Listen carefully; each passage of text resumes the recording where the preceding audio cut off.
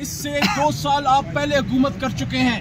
آپ ہمیں یہ بتائیے, سوال نہ کیجیے میاں نواز شریف صاحب, آپ قوم کو یہ بتائیے کہ 36 سالہ پچھلی جو سن 88 سے ضیاء الحق صاحب کے بعد پاکستان کی سیاست رہی ہے, اس میں 13 سال ڈائریکٹ آپ حکومت میں رہے ہیں.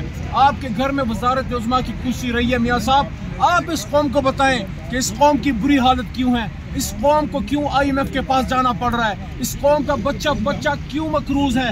آج رمضان کے اس مہینے میں لوگ خودکشیاں کر رہے ہیں. آج سوچ بھی کوئی نہیں سکتا کہ اپنے گھر کے تمام افراد کے لیے نئے کپڑے کوئی سی سکتا ہے, بچوں کے لیے نئے جوتے لے سکتا ہے.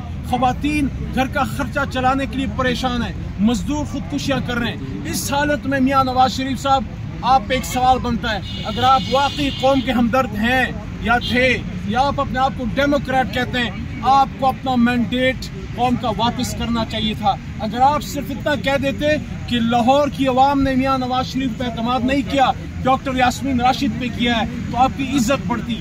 لیکن آپ لوگ ہمیشہ اقتدار کے سنگاسن کے پیچھے لگے رہے, چاہے کسی بھی صورت میں ہو. آپ لوگوں کو اقتدار چاہیے, اسی لیے مینڈیٹ کی واپسی پہ جو ہمارا دعویٰ ہے انشاءاللہ وہ ہم پورا کر کے رہیں گے. عمران خان صاحب بھی باہر نکلیں گے اور مینڈیٹ کی بھی واپسی ہوگی انشاءاللہ.